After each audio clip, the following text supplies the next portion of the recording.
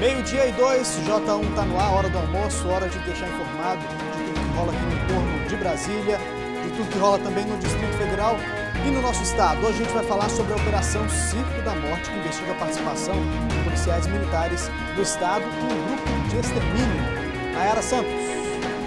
Policiais militares que atuavam em Caldas Novas, Santo Antônio do Descoberto e Alto Paraíso foram presos hoje. Eu volto daqui a pouco com mais informações.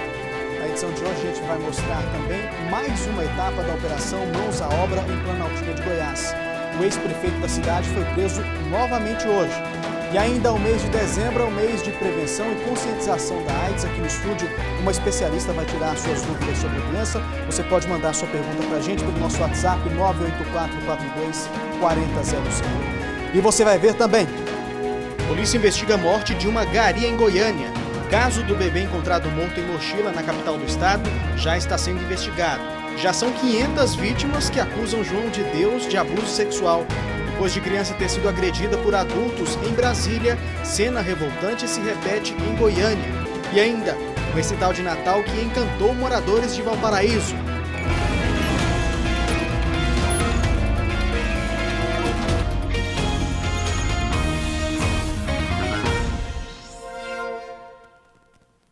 Ótima tarde para você.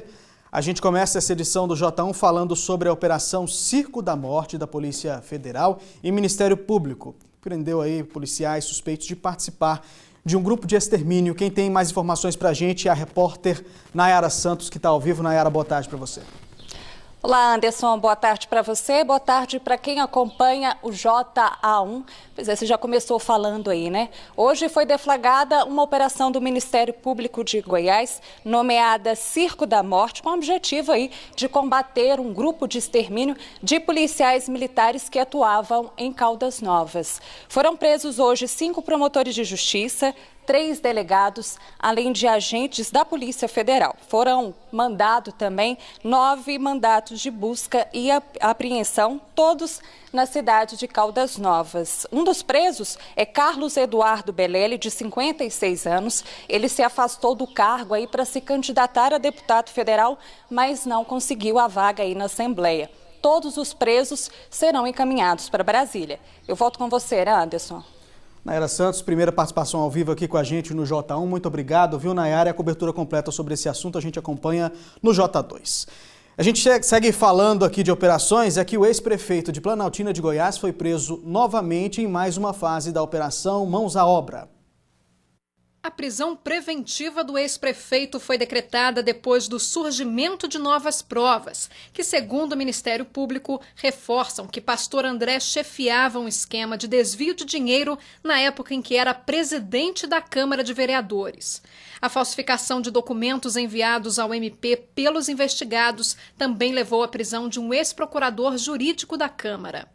O ex-procurador jurídico ele é apontado como o grande responsável, ao lado do investigado André, ex-prefeito, de ter fraudado, ter falsificado esses documentos antes deles serem encaminhados ao Ministério Público, ainda durante a primeira fase das investigações.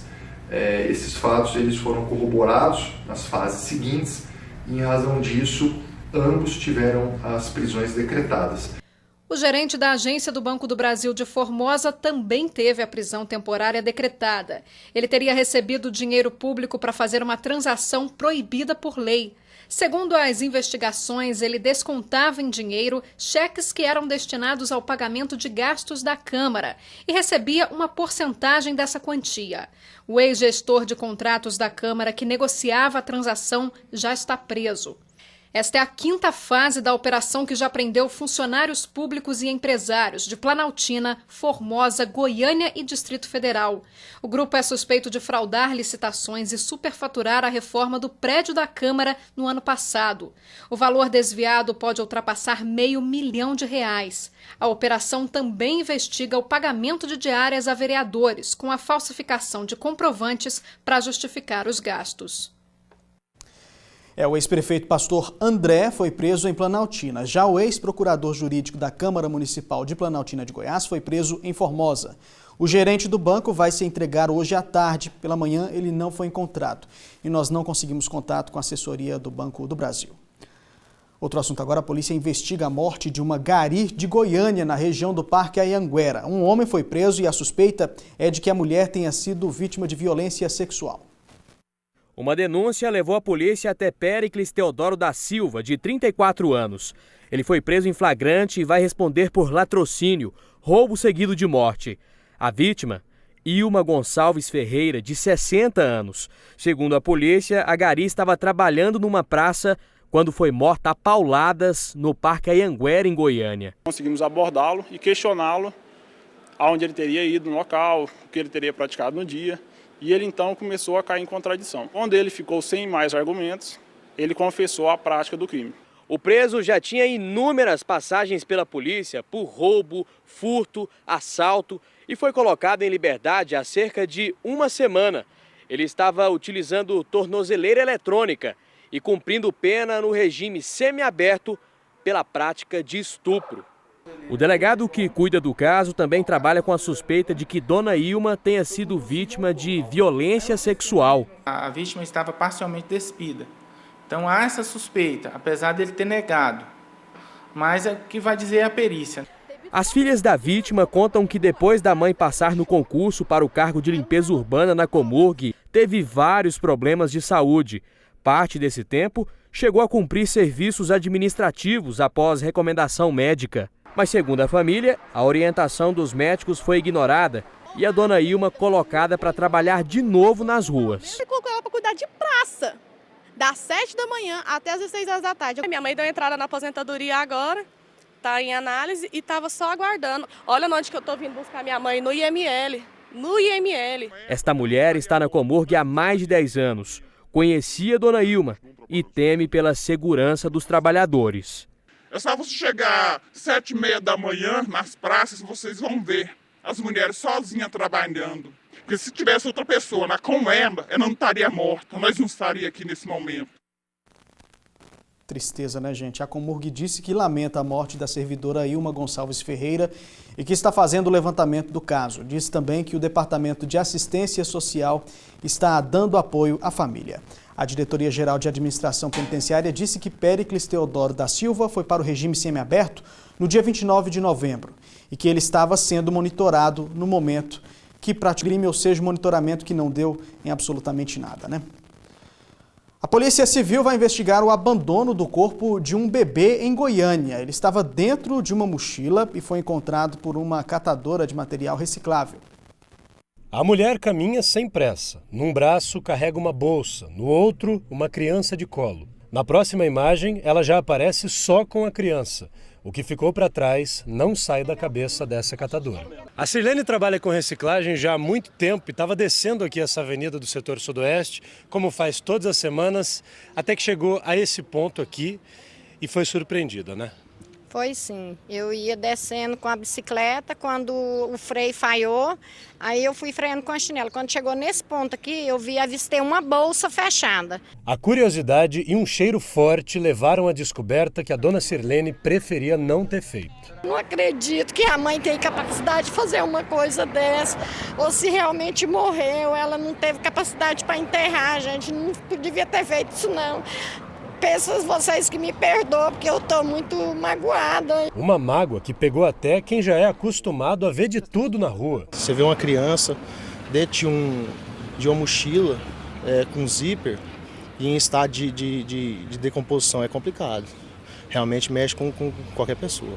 Só o resultado da perícia vai poder dizer se a criança já estava morta quando foi abandonada. O caso vai ser investigado pela Delegacia de Homicídios, mas não tem conclusão capaz de salvar a vista do portão do Natan. Marca sim, todos os dias, para olhar nessa situação aqui, olhar para essa cena, vai lembrar na mente.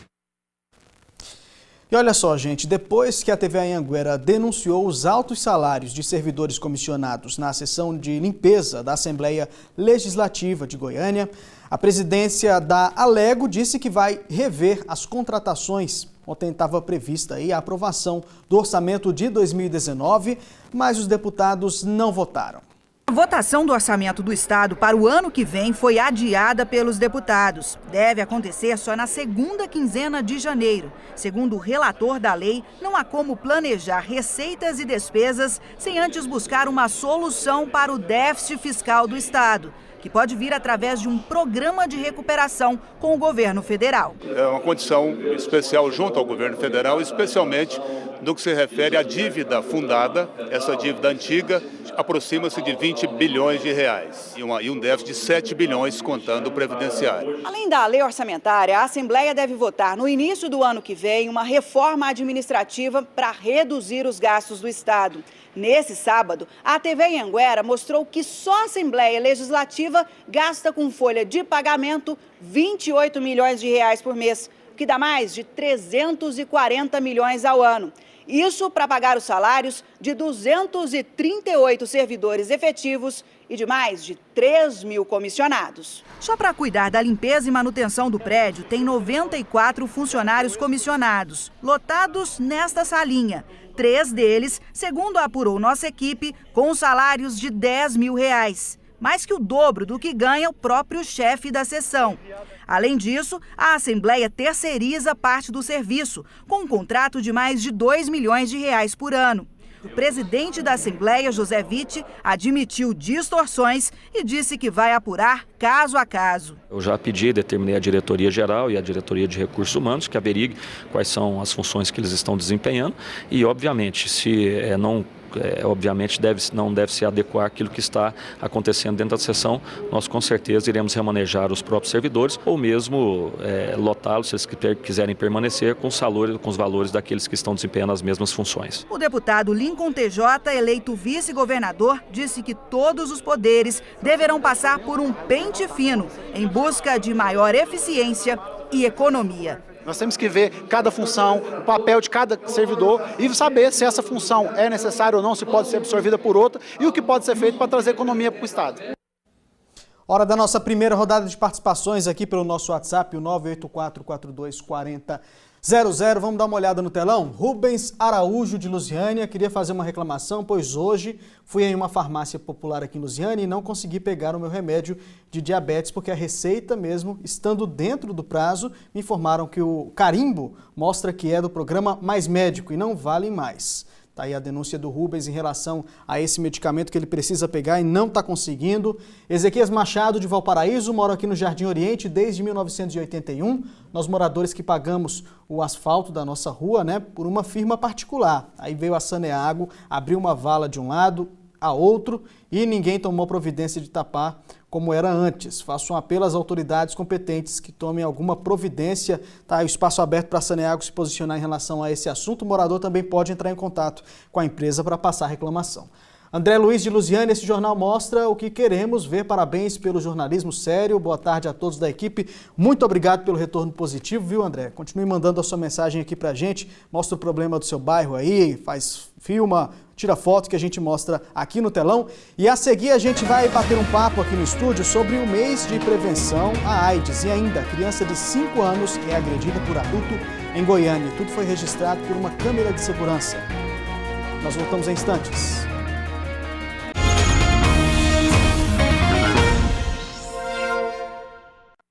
Voltamos com o J1. Na semana passada, uma criança foi agredida em uma quadra de um condomínio em Brasília. A cena, claro, chocou e causou aí muita revolta em muita gente, Ontem à noite, em Goiânia, aconteceu um fato semelhante.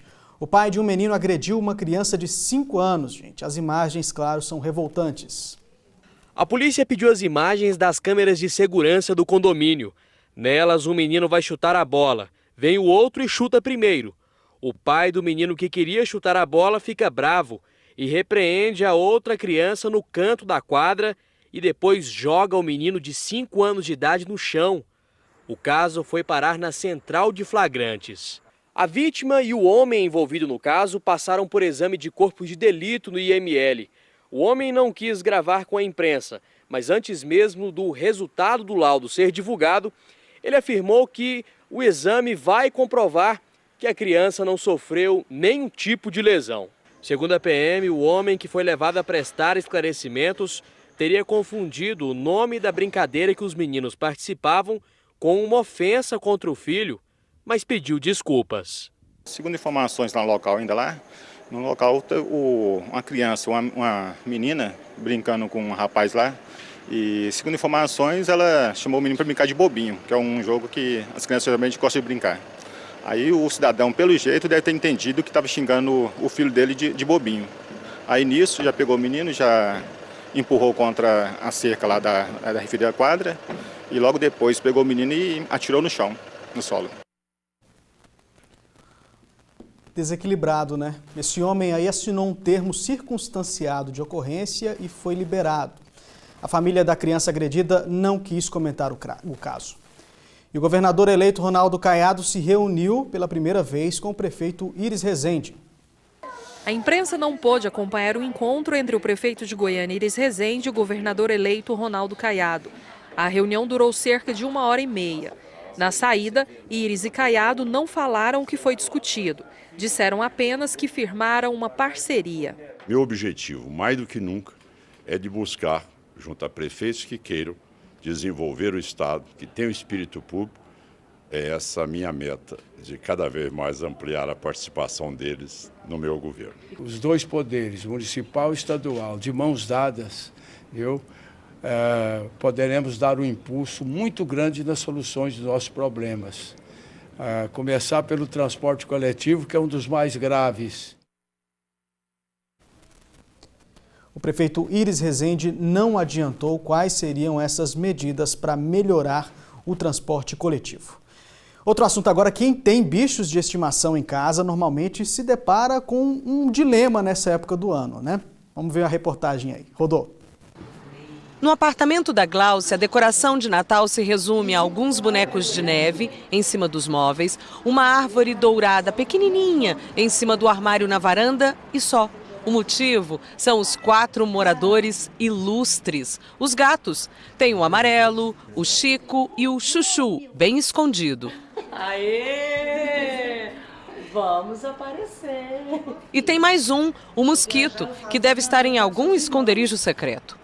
Quem tem gato em casa sabe, bolas, enfeites e luzes piscando são a diversão dos felinos. Até 3 anos ainda tentei ter árvore de Natal, só que caía bola e você pega e o gato derruba, às vezes derrubava a própria árvore.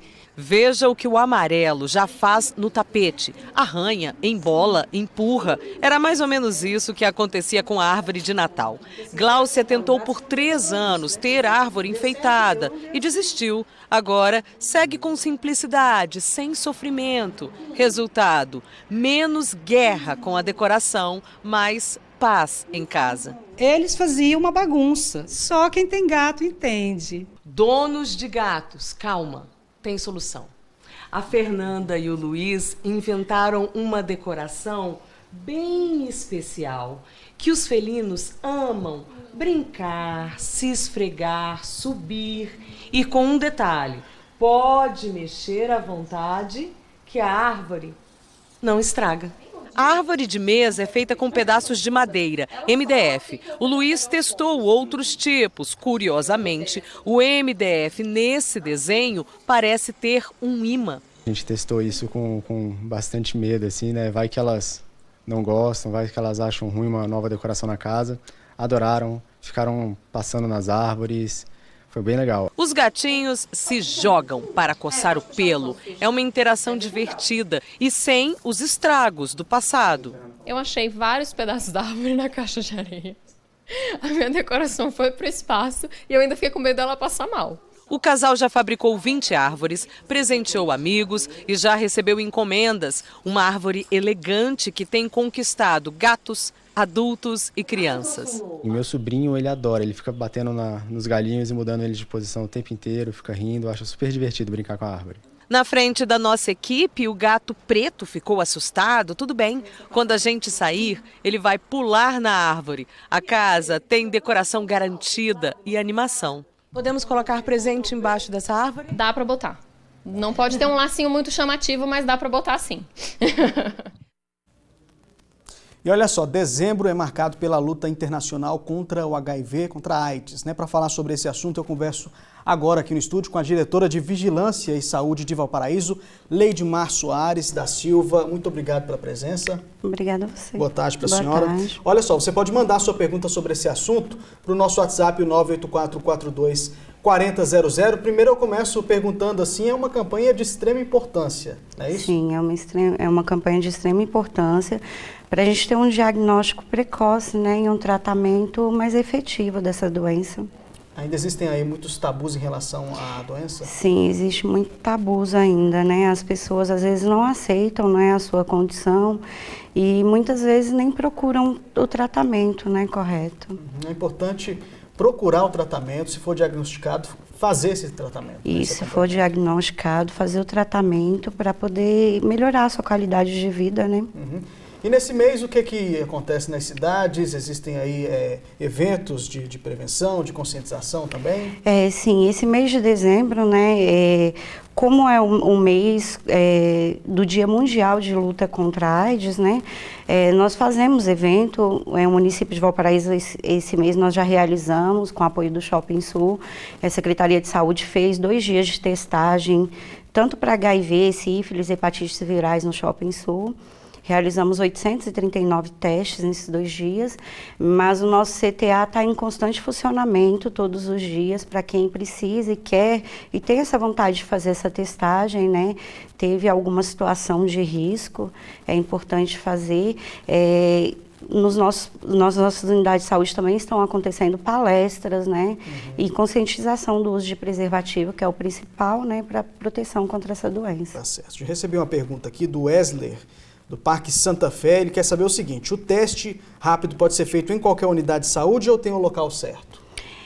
No nosso município de Valparaíso tem o CTA, que é o geral, que fica localizado dentro do CAIS. Lá é feito de 8 às 17 durante a semana a testagem. E nas unidades de atenção básica também a gente realiza essas testagens. E o tratamento, a pessoa é diagnosticada, como é que é feito esse tratamento? O teste rápido, ele é um pré-diagnóstico, Se positivo, nós fazemos exames específicos, sorológicos específicos, de IgM, e a gente encaminha ou para Goiânia ou para o Gama para realizar o tratamento. Nós estamos em implantação da SAI no nosso CTA, que aí a gente vai ter o tratamento no município, mas a gente ainda está em fase de implantação. Quais são as maiores dúvidas das pessoas em relação a essa doença?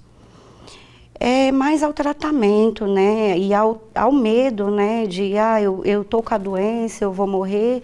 E não é assim hoje em dia, Existe um tratamento que prolonga a vida, às vezes a pessoa vive com o vírus a vida inteira, morre por outros motivos e não morre pela doença. Existem casos que as pessoas não fazem esse exame com medo de serem diagnosticadas? Existe bastante caso, bastante resistência. Às vezes a pessoa está apresentando alguns sintomas já da doença, e ainda tem a resistência para fazer os exames.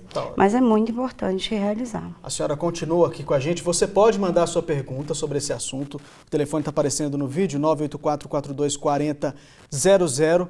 Manda sem identificar que a gente faz a pergunta aqui para esclarecer todas as suas dúvidas e acompanhe depois dos comerciais. Sobe para 500 o número de vítimas que acusam o médium João de Deus de abuso sexual. E ainda a gente volta a falar sobre o Dezembro Vermelho, mês de conscientização e combate ao HIV. É só mandar sua pergunta para a gente pelo 984424000. Nós voltamos em instantes.